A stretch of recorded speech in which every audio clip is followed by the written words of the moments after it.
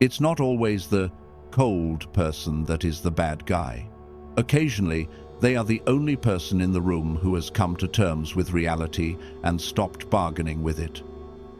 You've been taught a straightforward lesson. It's immature to cut people off. Ego is to blame. It's trauma. It is avoidant. Therefore, guilt appears initially when you have the want to leave. You begin practicing your justifications. You seek permission from friends. You tell yourself that you ought to be more evolved, patient, forgiving, and spiritual. You worry that you've turned into the callous person if you decide to go. However, psychologically mature individuals tend to cut off more quickly, not because they feel less, but because they see more. 10 more betrayals are not necessary to validate a pattern. They can acknowledge that the relationship is steadily poisoning them without it blowing out.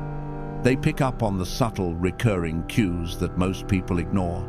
The same disrespect in new clothes, the same apology followed by the same actions, the same misunderstanding that nonetheless always ruins your peace of mind. Adults observe consistency where others hear words. Mature people measure reality, while others cling to potential. In reality, emotional maturity manifests as discernment rather than limitless tolerance. Because being vulnerable to harm is not the same as being empathetic. Working through things is not the same as subtly abandoning your dignity so that someone else can continue to feel comfortable. Because the partnership is healthy, the majority of people leave. They stay because if they left, they would have to deal with identity breakdown, loneliness, loss, and the scary question, why did I accept this for so long? Carl Jung provides a sharper, more detached perspective on the situation. Relationships are more than merely friendship or romance. According to Jung, they are mirrors.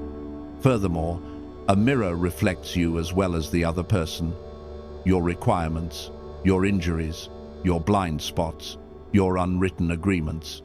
Because they hook into the unconscious like a key fitting a lock, certain connections have a magnetic quality. However, not all mirrors are spotless. You are distorted by some mirrors. They cause you to question your knowledge. They make your voice sound smaller. They teach you how to act like a peaceful version of yourself. You begin to alter your reality. You begin to tread carefully. You begin expressing regret for feelings you didn't choose. And gradually, without any catastrophic event, you become disconnected from the person you were before this link began forming you. Additionally, their departure seemed sudden. However, on the inside, they have been departing for months, gathering proof, grieving in silence, and waiting for the nervous system to stop pleading. Early detection of the distortion is a sign of maturity. They take the slight deterioration seriously. They value the psyche the way you respect a spine. If it's harmed, everything becomes painful. This isn't because they're too sensitive. Therefore, why are mature people so quick to cut people off? Isn't the true question. What do others perceive in the pattern that you keep labeling as a phase, a defect, or a miscommunication until your life revolves around it?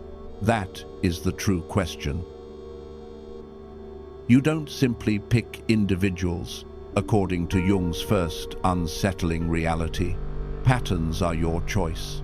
You believe you are selecting a circle, a friend, or a lover. However, your subconscious is selecting comfortable emotional environments beneath your conscious desires. Even when home was chaos, it's about deciding what feels like home. Even in cases when home was inconsistent. Even when being home meant having to earn affection by being helpful, quiet, amazing, or incredibly understanding. This explains why certain people are magnetic right away. They match an unconscious blueprint you've held for years, not because they're your destiny. A significant portion of this projection was called by Jung. Furthermore, projection is incredibly useful rather than a mystical idea. It occurs when you project an inner need, an unresolved issue, or an unowned desire onto another person, and you end up falling in love with what you've done. They are not only visible to you, a promise is visible to you, a possibility. Your neurological system wants to believe in this delusion. People who withhold approval will appeal to you if you were raised wanting it, since your subconscious still seeks to win what it never had. You will feel most secure with those who are in constant need of saving if you have come to understand that love is sacrifice. You could become attached to someone unstable if you were never permitted to be weak, because it provides you with a role that allows you to feel necessary and powerful at last. It's not romantic, a psychological contract, that is. Bonds become parasitic at this point. Subtle disintegration is sometimes more effective than overt brutality or dramatic villain behavior, the kind that is nearly imperceptible until you glance up and see how small the world has become. You know how people will respond, so you stop saying certain things. You begin practicing being honest as if it were a risky confession. To maintain harmony, you start altering your personality. You apologize more quickly than you realize. Things that truly hurt are dismissed with laughter. Confrontation seems like losing love, so you suppress the need. And gradually, what started out as a relationship became management. You are no longer in a relationship. You're in charge of a mood. This is where the persona takes over, according to Jung. The persona is the facade you put on to fit in with society. Healthy connections allow you to relax as a person. You are able to be authentic. You are not afraid to be untidy. However, the identity turns into a prison in dysfunctional relationships. You begin to live as the version of yourself that works for them. The understanding, forgiving, strong, calm, or fixer. Additionally, the more you perform, the more you vanish. The shadow, on the other hand, are the aspects of yourself that you repress because you were taught they were dangerous, embarrassing, or inappropriate. Anger, neediness, assertiveness, wish. Limits. The capacity to refuse without speaking. The freedom to depart without pleading for answers. Your shadow feeds on you in a psychologically parasitic relationship. The connection is based on what you won't own in yourself, not because the other person is intentionally bad. You'll put up with disrespect for longer if you control your rage. You will refer to it as patience if you repress your boundaries. You will continue to make sacrifices and refer to them as love if you repress your selfishness. By keeping those shadowy areas hidden, the link endures. The relationship feels draining because of this. It involves more than just emotional labor. Internal suppression is the cause. To maintain the relationship, you are continuously withholding aspects of yourself. The main difference that comes with maturity is that it doesn't mean I can endure anything. That isn't maturity. It's a trauma badge. I can see what this bond is doing to my psyche is a sign of maturity. It's realizing that attachment and love are two different things. Love makes you bigger. You may become smaller due to attachment. Truth can be found in love. Comfort is necessary for attachment. Love is the meeting of two complete individuals. Attachment is frequently the result of someone attempting to use the body of another person to heal an earlier wound. It's not always the case that a parasitic bond appears abusive. It appears normal at times. It appears to be the one who always gets it, the one who never stops giving, the one who makes things work every time, until you realize you're losing your core, your voice, your principles, and your clarity. You can't unsee it after you've seen it. This is the mini cliffhanger that Jung would leave you with. If relationships are mirrors, and some mirrors distort you, then why do so many people continue to stare into distortion and call it loyalty until they lose sight of their true selves? The true reason why elderly individuals tend to cut off more quickly isn't that they're colder. They are able to look past illusions, and most relationships don't end after a single betrayal. They come to an end when one individual, at last, gives up on the narrative that held them captive. People are kept in dead relationships by 3 delusions, and the fact that they sound like virtue is what makes them hazardous. They have a loving sound. They have a depth-like sound. However, underlying, they are frequently merely the unconscious, attempting to choose familiar pain in order to escape suffering. Potential is the first delusion, because it gives you a spiritual feeling. This is the most alluring. Be patient, devoted. I see the positive side of them, and you do occasionally. However, the issue is that you begin to live in an imaginary future. You remain for the person they might become if they recovered, grew up, and finally realized what they have. You make an investment strategy out of your passion. This is how it appears. They are emotionally absent for 3 days after appearing intensely for a week. After causing you pain, they promise things, but as soon as you calm down, they go back. To keep the fantasy alive, they give you glimpses of just the right amount of vulnerability and sensitivity. And because the promise seems so near that you can practically touch it, you continue to interpret crumbs as a meal. You're in love with a projection, according to Jung, not the individual, the becoming, the idealized version of them that would ultimately make the pain worthwhile. Additionally, your mentality doubles down since it detests wasted effort. I've already given so much. It must have some significance. That isn't love. That is the mind's attempt to shield itself from regret. Because they have realized the harsh truth that possibility is not a relationship, mature people don't remain for potential. It's consistency. The future you're holding to is a drug if reality is unsteady. So consider this. Are you managing an incomplete story, or are you loving a human being? Loyalty is the second illusion. Because it poses as morality, this one is considerably more difficult. You tell yourself that perseverance is a sign of character. That departure is self-serving. True love is perseverance in the face of adversity. Additionally, loyalty turns into a means of gaining protection. If you were raised in a society where affection was conditional, I'm not like everyone else. I never give up. It's me who stays. Imagine this in a friendship now. You continue to show up, offer support, and extend forgiveness. But they're gone when you need them. They forget. They lessen your suffering.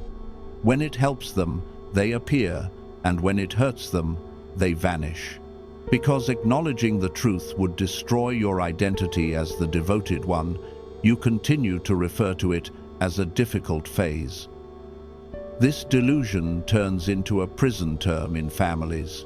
I'm your mother, I'm your father, and family is everything are just a few of the titles a parent uses to belittle, control, and guilt-trip you. You also put up with things that you would never put up with from anybody else, because you've been conditioned to mistake duty for love.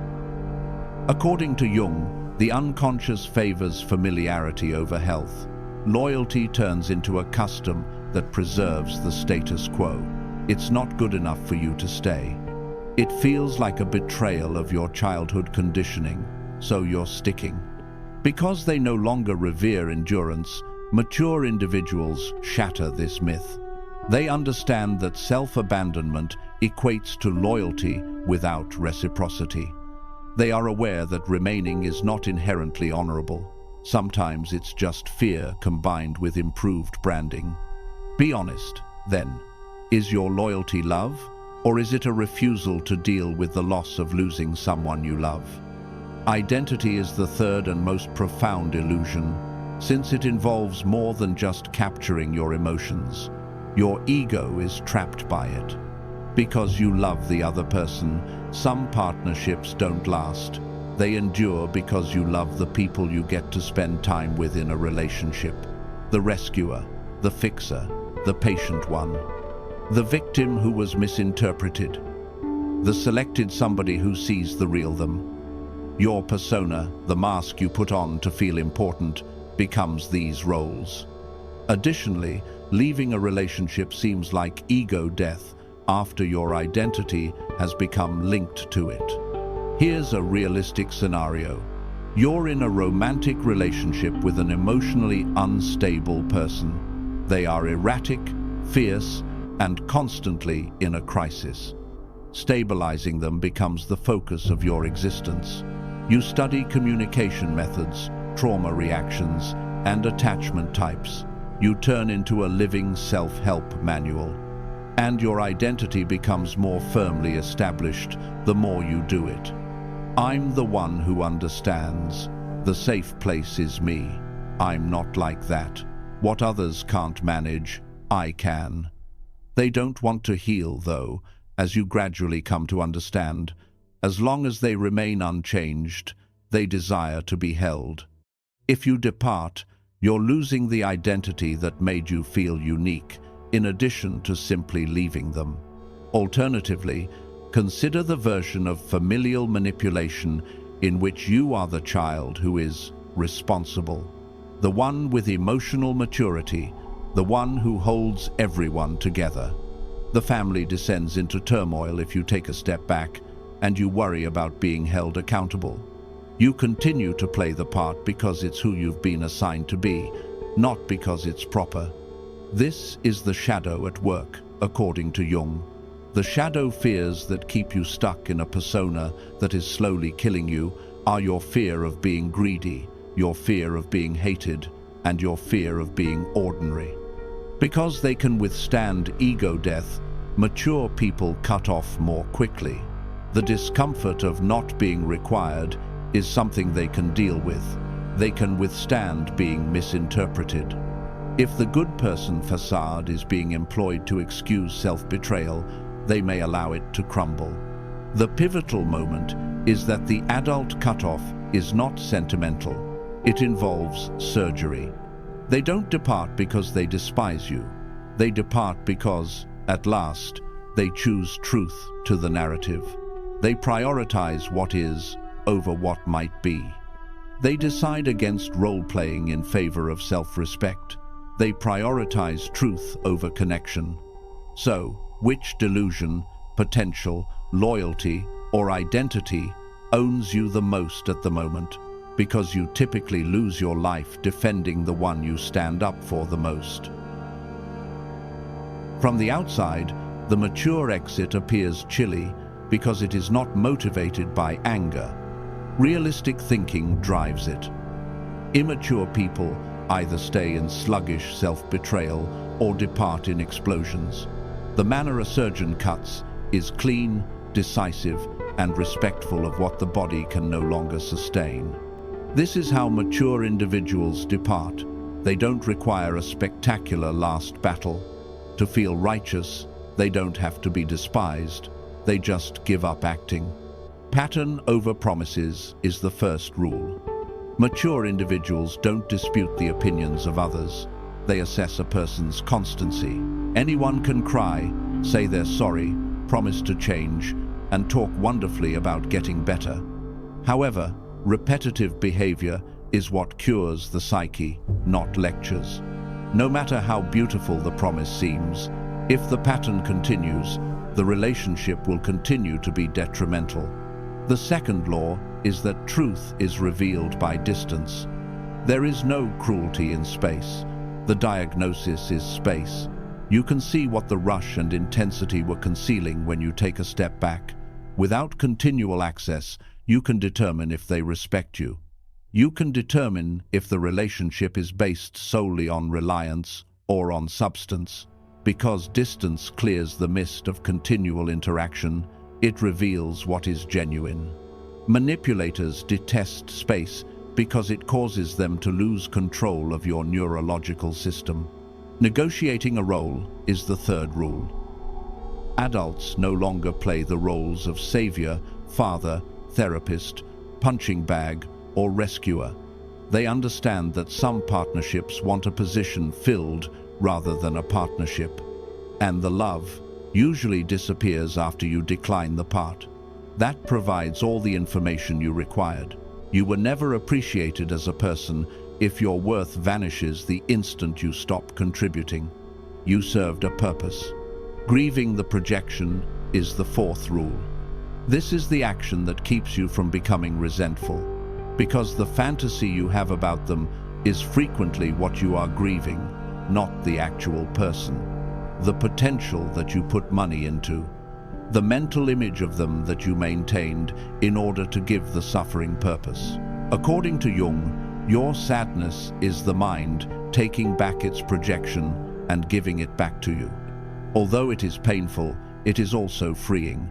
You quit pleading with reality to act as you have imagined.